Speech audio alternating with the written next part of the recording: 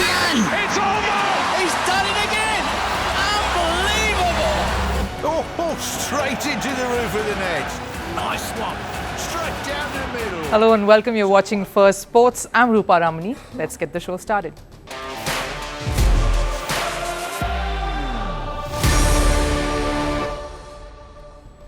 Hi, welcome to the show today. BCCI shows everyone who's boss, quashes all reports of them reconsidering any of their diktats that they had strictly asked the men's Indian cricket team to adhere to. This despite Virat Kohli's honest concern regarding the curb on families travelling with them on tour. Meanwhile, astronauts Sunita Williams and Butch Wilmore are the toast of the world. They endured a mission that was both physically and mentally grueling. Quite similar to sports stars these days, but were the two superstar astronauts paid as much? Find out in just a bit. And you've heard of many superstitions, wearing unwashed clothes, sitting in the same position, pre-match routines that all go hand in hand with sport today. But ever heard of vomiting being one of them? Our report will tell you more about one celebrity fan who hopes to change the fortunes of his favorite NBA team doing just that. But first, a look at the headlines on Sports 360. Over to news from the Indian Premier League that's about to start. India's Surya Kumar Yadav will lead Mumbai in their opening match against Chennai on March 23 in Chepauk. Mumbai's captain Hardik Pandya faces a one-match suspension for slow over rate from the last season. Hardik was handed the penalty in Mumbai's last league game against Lucknow in 2024. Over in the Rajasthan camp, Riyan Parag will lead the side for the first three matches of this season as their captain Sanju Samson still recovers from a finger injury. Samson will play as batter alone and not as a keeper until he gets clearance for those duties. On to football. India captain Sunil Chhetri took his side to a 3-0 win over Maldives upon his international return. Chhetri, who took a U-turn on his retirement, coming back after 9 months, scored his 95th goal. With the win, India have ended their 12-match winless streak and registered their first win in as long as 489 days. Over in tennis, Australia's star Nick Kyrgios won his first match in over 2 years. The Aussie beat Mackenzie McDonald 3-6, 6-3, 6-4 at the Miami Open. Kyrgios' injury kept him away from professional tennis since 2022. Even upon his return at the Brisbane International late last year, Kyrgios failed to go past round one. Over in tennis, Australia's star Nick Kyrgios won his first match in over 2 years. The Aussie beat Mackenzie McDonald 3-6, 6-3, 6-4 at the Miami Open. Kyrgios' injury kept him away from professional tennis since 2022. Even upon his return at the Brisbane International late last year, Kyrgios failed to go past round one. Now, the BCCI is a trendsetter. Take the IPL, the Indian Premier League, for example. They've always tried to innovate ways to make the game more interesting and challenging. Like when they introduced the impact player rule. It made everyone rejig their strategies, and today they have lifted the saliva ban that we spoke about during the Champions Trophy. But that's not what we're discussing today. The very same BCCI, who are innovators in the sport, are also ones who hold an iron fist when it comes to keeping the rules that they make intact. Like the controversial one around restrictions to players' families on tours. The cricketers have shown enough resistance to this one ever since the diktat came to be, and the ones who spoke about it have been the superstars in the Indian dressing room. One, of course, openly addressed it at an RCB franchise event not too long ago. Virat Kohli was blatant in his opposition to the new rules that restrict families travelling with the squad. He spoke about how important their presence was, and then there was, of course, his teammate and the skipper, Rohit Sharma, who unwittingly admitted how catastrophic this would be. In a leaked audio, he was heard saying there would be a lot of anger within the dressing room over this particular rule. And after Kohli's brazen honesty, there were many reports that suggested that the board could possibly bow down now, maybe make a U-turn, reconsider their tough stance on allowing families for longer periods as they used to. But then came the stronger words of the new BCCI secretary, Devajit Saikia, who, speaking to a website, rubbished all such reports that said the Indian board would go back on one of the diktats they had drawn up.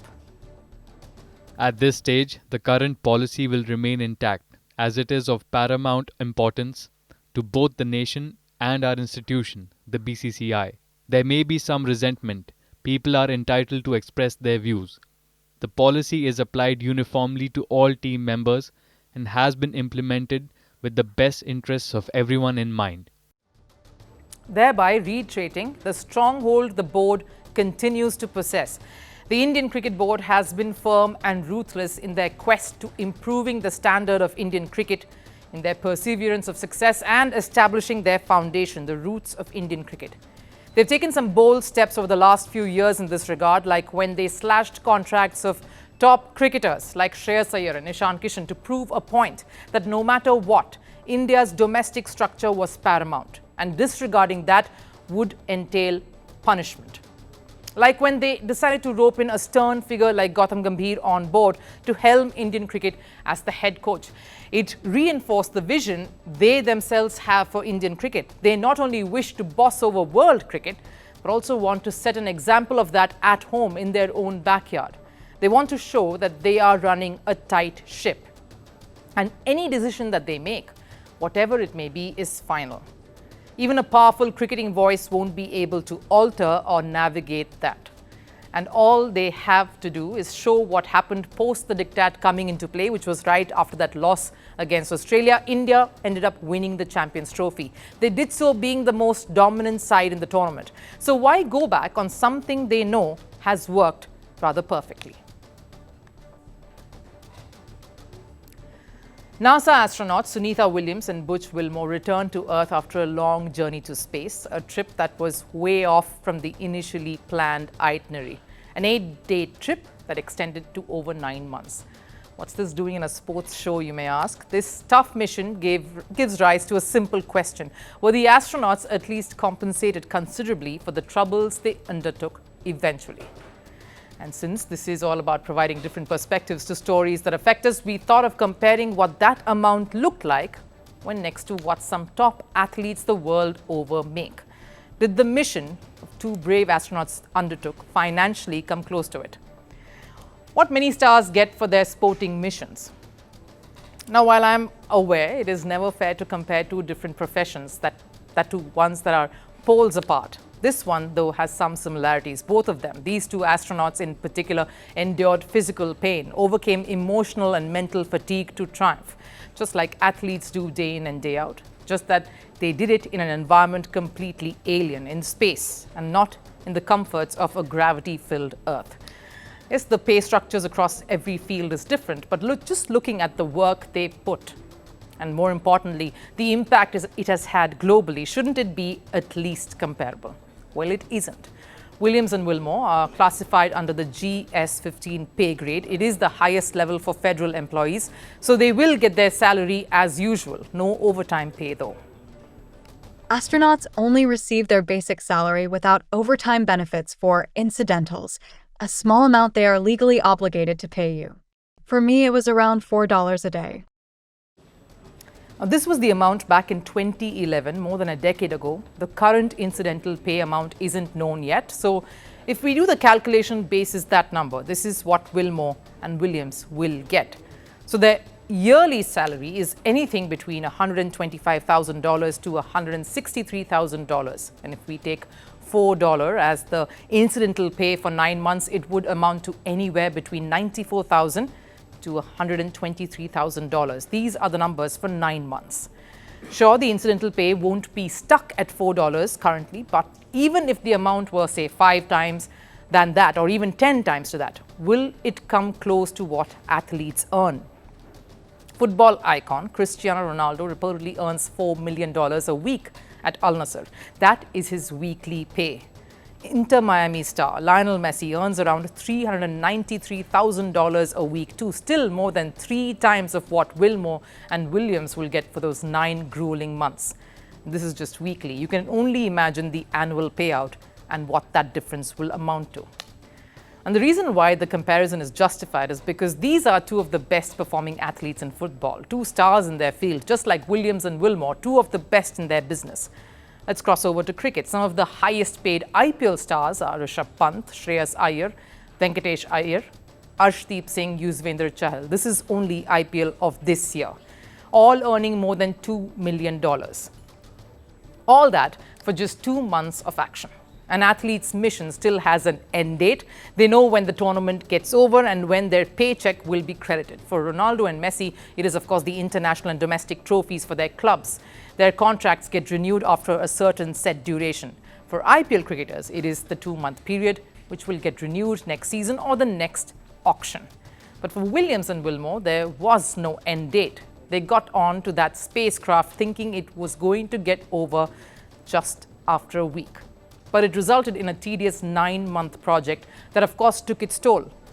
And just to give you an indication of what that entails, after staying longer in space, the body mass is likely to reduce by 5%, the fluids inside the body take a hit by 20%. Microgravity causes muscle atrophy, the skin faces impact that thins and takes a while to heal. There is risk of cataract due to radiations. While most of the genes reset, about 7% are disrupted. The radiation also poses risk of disease such as Alzheimer. The blood circulation slows down and of course production of red blood cells too decrease.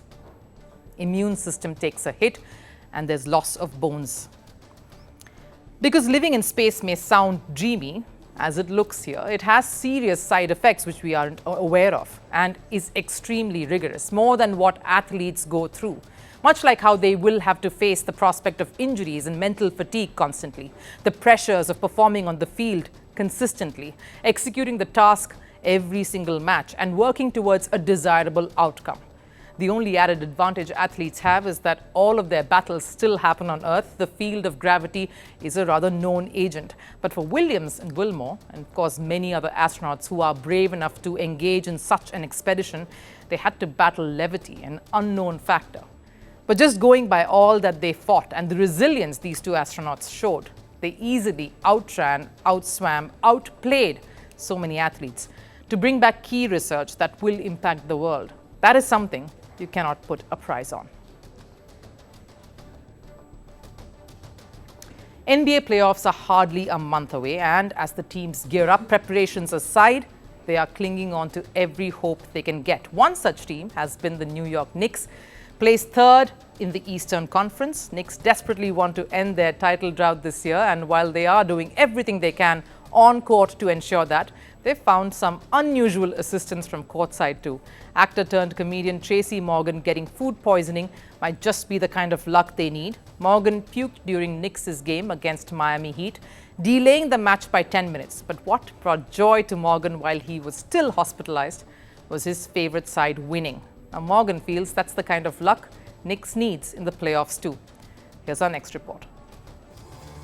Sports and superstition is a relationship that many indulge in, but not so very openly. And while this partnership in some cases may seem toxic or weird from the outside, it's something that can't be ignored. Because it isn't just the players, fans are equally involved in it too.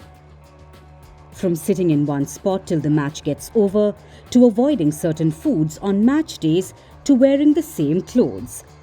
The list goes on. It's things like this that make up match day rituals for many across varying sporting disciplines.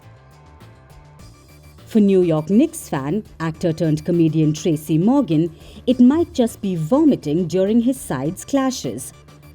Morgan got sick and puked his guts out on the court during the New York Knicks match against Miami Heat. The incident occurred during the second half of the game, and the match got delayed by 10 minutes because of this. The comedian was even rushed to the hospital. But Morgan eased off all tension by confirming that he's recovering well with a picture of him smiling as he lay in a hospital bed. The reason behind that big smile isn't just because he's recovering well, but also the fact that the Knicks ended up beating Miami Heat 116 to 95 points. So did Morgan's puking really help the Knicks? Well, at least that's what Morgan feels, and the diehard Knicks fan wants to continue this trend during the playoffs too. The Knicks are now 1-0 when I throw up on the court, so maybe I'll have to break it out again in the playoffs. Morgan may not be totally wrong in saying that, because him falling sick during the Knicks Heat fixture resulted in the New York side winning, but his absence in the San Antonio Spurs fixture resulted in the Knicks losing by 105 to 120. Clearly, Morgan needs to recover quickly because his puking charm is indeed required. And the interesting fact here is that the Knicks' NBA successes have all come during Morgan's lifetime. The Knicks' only 2 NBA championship titles came when Morgan was either a toddler or in preschool. Probably while baby Morgan was puking away, right? The conference titles in 1994 and 1999 came at the prime of his life. Maybe during a crazy night out inebriated. So it won't be entirely wrong in thinking that his stomach's misadventures help his beloved Knicks win titles. Maybe the 56-year-old needs to add vomiting to his matchday routine. Consumption of those famous New York hot dogs could do the trick. A little more hot sauce than usual could be just the concoction the Knicks need to end their title drought. Time for Last Serve. Next, we bring you visuals from Cape Epic Stage 3 near South Africa's Cape Town. Cyclists continue to battle through steep vineyards in the 8th-stage contest. But with every round, the resilience only keeps increasing. Take a look.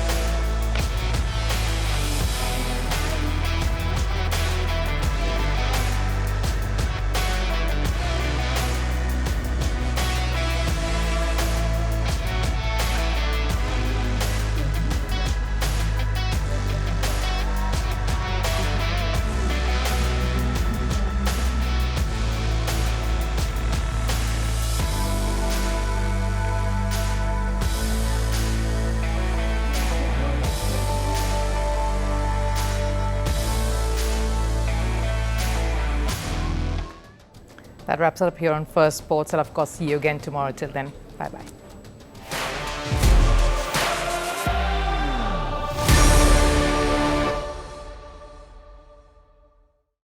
Good afternoon, Prime Minister Lakshman. Good afternoon. Making headlines in India well before you landed here. New Delhi has raised concerns in the recent past vis-a-vis the Khalistani separatists that operate in New Zealand. How do you propose to address these concerns? In our democracy, we believe in the freedom of speech. Organizations like the Al-Qaeda or ISIS were to hold a referendum in New Zealand, something related to one of your Western partners. Would you say the same? We have very well-defined laws in our democracy. No specific conversation on Khalistan on this visit. It was raised with me. I also raised back our position. Are you willing to be open to these concerns from New Delhi? As I keep coming back to you to say, we have strong laws in our system.